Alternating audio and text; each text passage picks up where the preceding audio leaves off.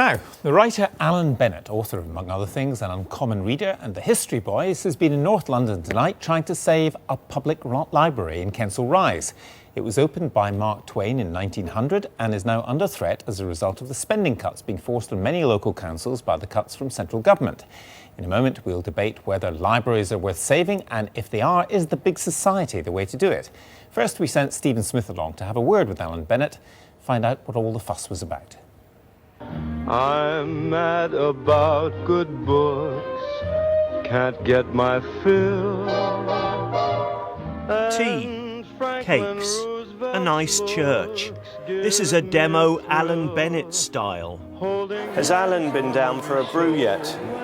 No, but we're all fighting over who's going to serve him the lemon fancy. In agreeable West London, it's a gathering in support of local libraries. Could it be something out of a Richard Curtis film? Libraries, actually. Well, your words, not mine. Let's see what the vicar thinks. It's a bit like a pressure group organised or written by Richard Curtis, isn't it? Do you feel that?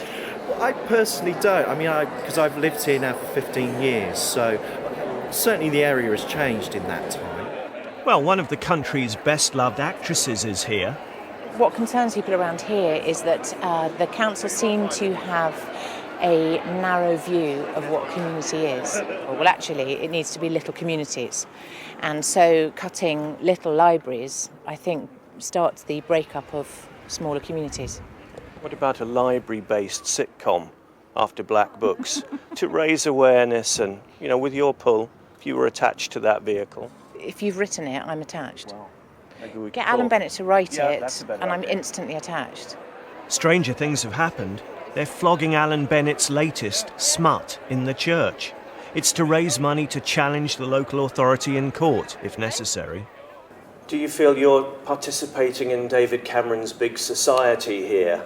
No. You don't? I don't, I'm afraid, no.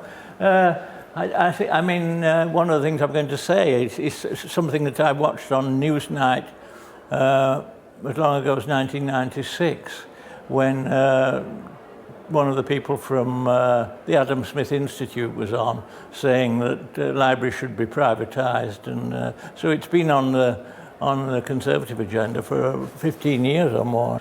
I'm sure you get requests all the time to join marches or write petitions, that kind of thing. Does it take a lot to get Alan Bennett to the barricades? Well, I'm going more often now as I get older. I mean, I went on both marches against the war under Tony Blair, not that it did any good, of course. And I've done 2 or 3 speaking engagements for this. I don't like doing it. I resent having to take an interest in politics even, really. I just want to get on with my work. I don't want to be bothered with it. But, you know, if you feel you can help a bit, then that's fine.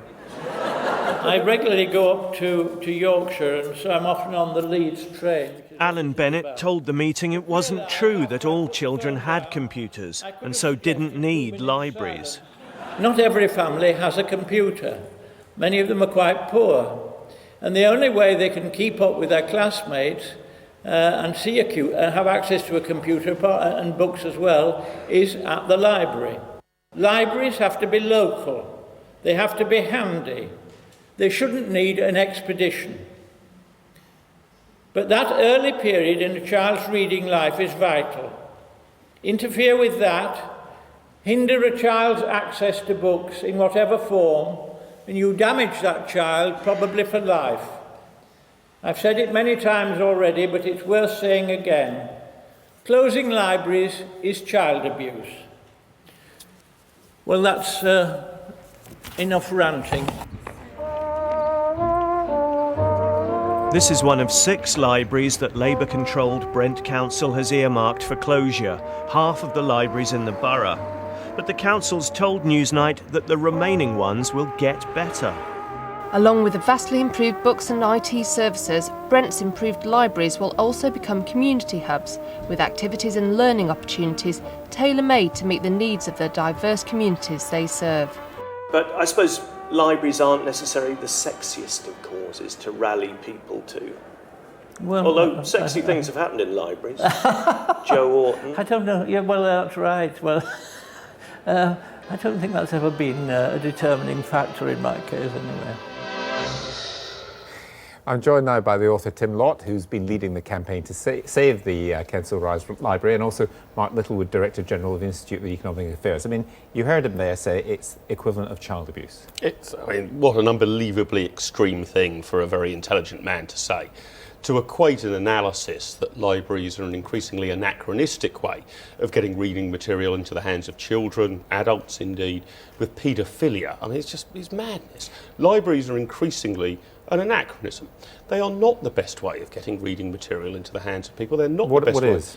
Well, I mean, I think there's a million different ways now, and we're falling... Free ways, a million different free ways? Well, I mean, give an example. I mean, we had a look today at the number of second-hand books available on eBay, something that didn't exist 15 years ago. There's 1.2 million second-hand books available in the United Kingdom. Prices start at a penny. But you need a computer to get on eBay, that's a fair point. Alan Bennett is right to say that not everybody has a computer, but 2 in 3 households do. I'm not saying that every public library should be closed. I'm just saying that the need for them is diminishing over time. Tim, I mean, you know, I think there's 4,064 UK library buildings, 548 mobile libraries. We don't really need them all, do we? Well, you'd have to find what you mean by need. You know, there are a lot of things that we don't need, you know, to stay alive, but to stay alive intellectually and culturally, there are a lot of things we need. And one of those things we need is libraries. It's not just about buying books, it's not just about access to books. A library is a physical space. It is a space in which you can find quiet. It's a place which, in a strange way, though it sounds like overstating the case, has an element of sacredness about it, in that when I was growing up, I grew up in a poor neighbourhood when there was nothing, no culture or anything else. The one thing there was the local library, and I went there. I wouldn't be sitting here tonight had I not gone to that library. But do you think a young lad in your position, from your background nowadays, would do that? Yes, I do, and I know they do, because in our area they do. You know, there are plenty of people who go to that library. And Kensal Green, although it's portrayed as some kind of Northwest London Hampstead enclave, is in many ways a very poor area. And a lot of the kids go to that library and use it after school because they haven't got a quiet space to go to at home. Their accommodation is overcrowded. They don't have computers to use at home, as we've said. But above and beyond that, it is a space in which you can be surrounded by the volumes of knowledge and learning of the ages, which is. I mean, the problem with this is that this argument that sort of no public library must die in vain. That absolutely every public library we've got open at the moment should remain open, and probably I don't know how many hundreds more you'd like to see. And all sorts of arguments in their favour are reduced. That they're centres of learning, that they're quiet spaces. There are increasingly better ways to provide this. Most comprehensive. How else would you provide a quiet space? Well, for example, most comprehensive schools in this country, basically it's lights off at 4 o'clock. If you actually want quiet spaces, most comprehensive schools are wired up to the internet. If you actually want quiet spaces for people to go and work, why don't we act a bit more imaginatively? Rather than having high street space, prime real estate use for it, let's keep schools open in the evening. Hold on a minute, but during the day, the schools are used by school children, so where do all the... I thought Tim's case was that the school children need somewhere quiet to go after hours. Well, that's what part of it, but there's lots of other people who go to libraries, at least go to my library. There's unemployed people looking for jobs. There's, in Glasgow, you can go in and have a cup of tea and something to eat. How many? When I was doing... quite a lot, actually, in Glasgow. Falling, year on year, falling. The number of adults visiting libraries is falling. 60% of adults have not set foot in a library this year. Back when I was an A-level student, if I had to look something up, I had to go to the library to look it up in the Encyclopaedia Britannica. That is now a total anachronism. Is this, although Alan Bennett was very suspicious of the phrase the big society, is it a kind of big society thing in the sense that you've got people locally saying, we don't want this library to close and we're going to do something about it, we're going to raise some money? Well, that's exactly what we're trying to do. I mean, I don't like it being marketed as the big society. In some ways, you could see it as old-fashioned Labour communitarianism. But the fact is, it's not as if we're taking a head-in-the-sand attitude and going to Brent Council and saying, no, you can't cut anything, it's impossible. You know, we understand there's a problem. Because they have to cut something. Absolutely. You know, there's a big hole in the finances, and we're not denying that for a second. So we've been out there trying to suggest an alternative plan for running the library, which is in some ways along big society lines. We're talking about running it voluntarily. There is no rent on the building because it's owned by All Souls College in Oxford.